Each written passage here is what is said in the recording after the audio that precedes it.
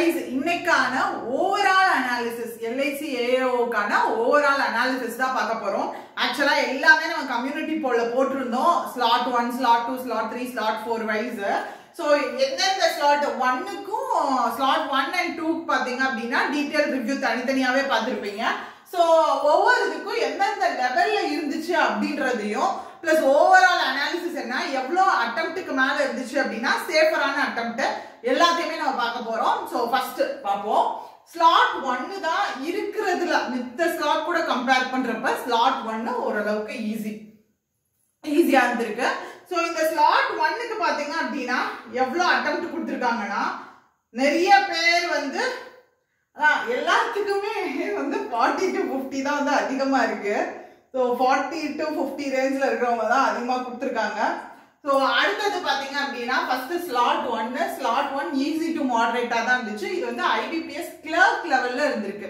So இதில் ஆப்டியாக இருக்கட்டும் இங்கிலீஷாக இருக்கட்டும் ஆப்டியாக இருக்கட்டும் எல்லாத்துலேயுமே வந்து நம்ம ஆப்டிக்கும் ரீசனிங்கும் மட்டும்தான் பார்க்க போகிறோம்.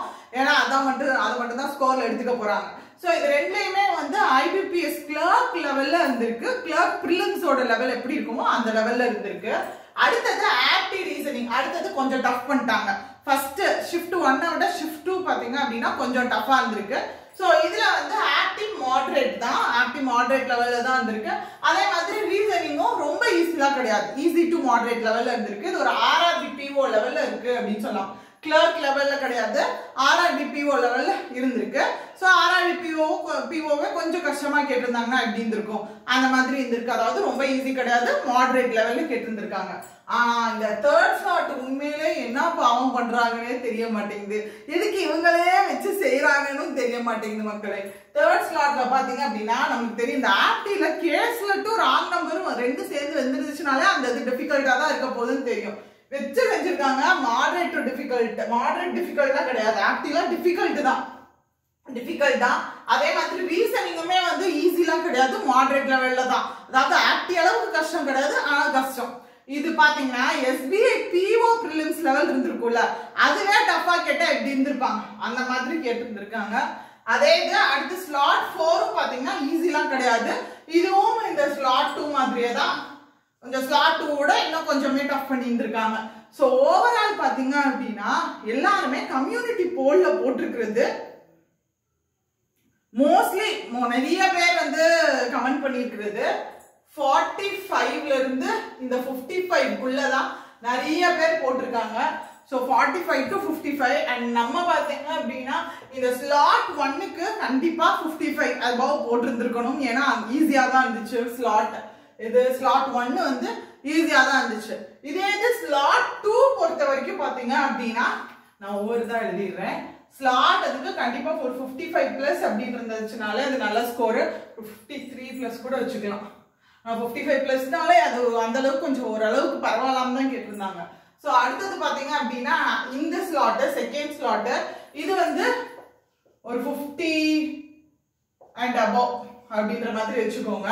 அண்ட் அதே இது பாத்தீங்க அப்படின்னா இந்த ஸ்லாட் 4 பாத்தீங்க அப்படின்னா ஒரு 48 பிளஸ். அண்ட் இது பாத்தீங்க அப்படின்னா கண்டிப்பா 40 பிளஸ் தான் நிறைய பேர் போடவே செஞ்சிருந்திருக்காங்க. ஓகே, ஃபர்ஸ்ட் இது 55 பிளஸ். அடுத்தது பாத்தீங்க அப்படின்னா ஸ்லாட் 2 இஸ் 50 பிளஸ். ஓரளவு பரவாயில்ல, அதாவது ரொம்ப கஷ்டம்னு சொல்ல முடியாது, கொஞ்சம் மாடரேட்டா இருந்திருக்கு.